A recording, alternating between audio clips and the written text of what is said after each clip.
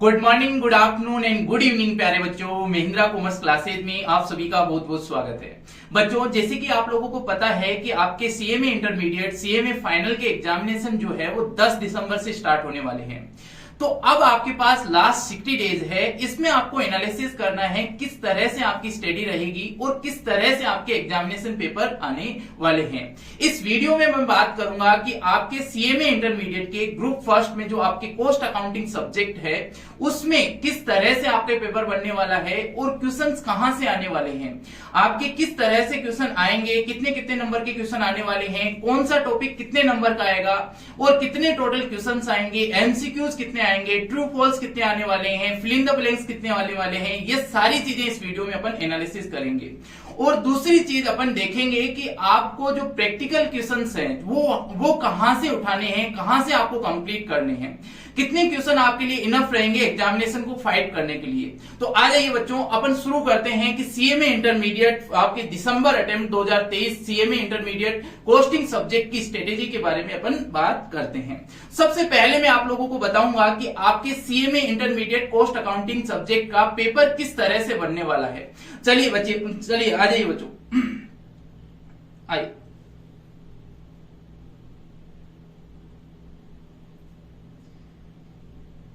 जी देखिए, आपके question paper में टोटल 8 क्वेश्चंस आने वाले हैं। उसमें से सबसे पहले कौन सा subject, CMA inter cost accounting.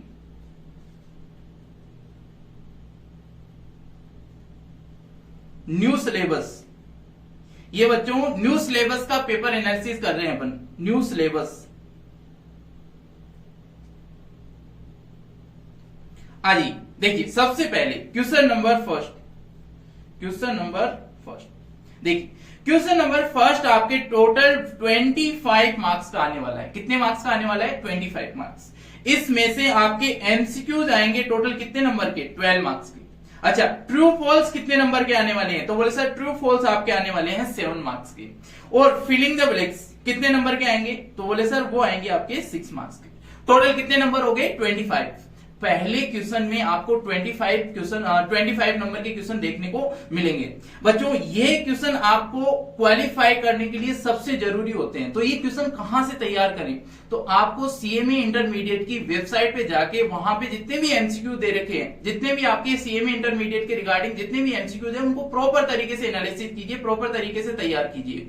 और आपके जो सीएमए इंटरमीडिएट की जो स्टडी मटेरियल है उसमें भी आपको क्वेश्चन पेपर दे रखे होंगे, क्वेश्चन दे रखे होंगे एमसीक्यूज के, वो सारे के सारे आप एनालिसिस कीजिए, सारे क्वेश्चन को अच्छे से रिवाइज कीजिए। क्लियर है? आ जाइए, क्वेश्चन नंबर सेकंड जो आपके आने वाला है वो आपके आएगा किसे? बेसिक। पहला क्वेश्चन आएगा बेसिक्स ऑफ कॉस्टिंग। और सेकेंड क्वेश्चन आपके आएगा डायरेक्ट एक्सपेंसेस या फिर CAS कॉस्ट अकाउंटिंग स्टैंडर्ड। तो पहला क्वेश्चन आपके लगभग थ्योरी का क्वेश्चन है। डायरेक्ट एक्सपेंसेस या कॉस्ट अकाउंटिंग स्टैंडर्ड में से ही क्वेश्चन आने वाला है। आपको कॉस्ट अकाउंटिंग स्टैंडर्ड का एक अलग से चैप्टर दे रखा है, उसको प्रॉपर तरीके से पढ़िए। उसके बाद में आप ये जो क्वेश्चन है जी अटेम्प्ट कर सकते हैं। लगभग ये 15 मार्क्स का क्वेश्चन आएगा। कितने मार्क्स का आएगा? 15 मार्क्स का। क्लियर है? अच्छा, आइए क्वेश्चन नंबर 3।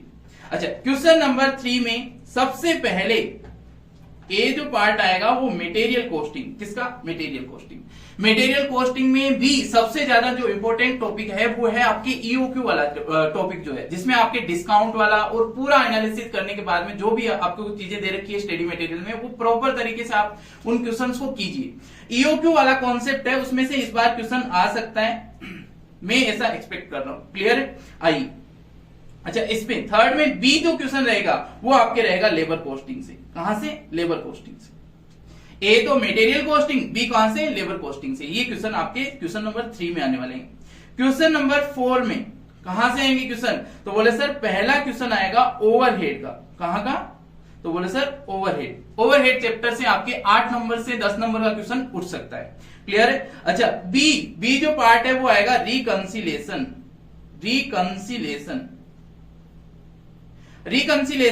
फाइनेंशियल स्टेटमेंट और कॉस्ट स्टेटमेंट के बीच का जो रिकंसिलिएशन स्टेटमेंट है उसका क्वेश्चन आपके उठ सकता है, और ये 5 से 6 नंबर का क्वेश्चन इसमें आएगा। क्लियर है? अच्छा, क्वेश्चन नंबर 5, क्वेश्चन नंबर 5 में आपके कॉस्ट शीट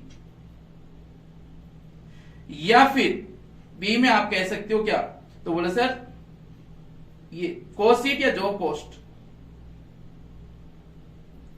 अच्छा, बी में आप कह सकते हो किससे आएगा, कॉन्ट्रैक्ट कॉस्टिंग से। किससे? कॉन्ट्रैक्ट कॉस्टिंग से। एक से कॉन्ट्रैक्ट कॉस्टिंग। क्लियर है बच्चों? अच्छा, क्वेश्चन नंबर 6, क्वेश्चन नंबर 6 आपके पहला क्वेश्चन आएगा प्रोसेस कॉस्ट से। प्रोसेस कॉस्टिंग बहुत इजी चैप्टर है। इसमें जो मोस्टली डिफिकल्टी आती है वो आती है आपके ईओ, जो आपके इक्विवेलेंट प्रोडक्शन का स्टेटमेंट बनाने के लिए थोड़ा सा डिफिकल्ट होता है। बाकी पूरा इजी चैप्टर है और इसमें से क्वेश्चन लगभग कंफर्म है कि आएगा ही। क्लियर है? अच्छा, बी क्वेश्चन, बी कहां से आने वाला है आपके आने वाला है ऑपरेटिंग कॉस्टिंग। ऑपरेटिंग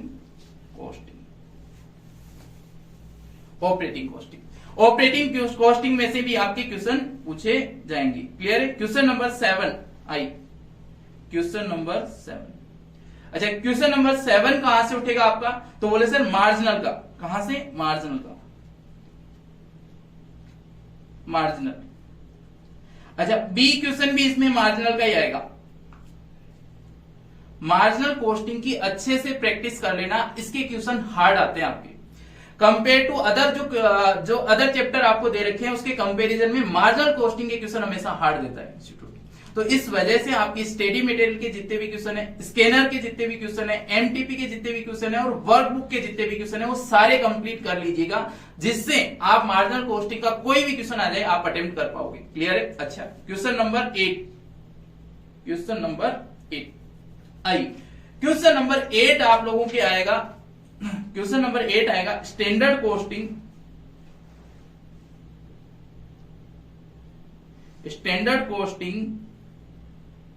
और बजट।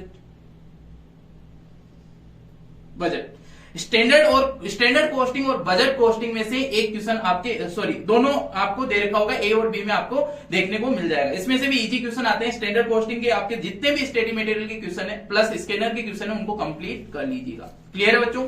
अच्छा, अब मैं बात करता हूं कि किस तरह से आप लोगों को पढ़ाई करनी है।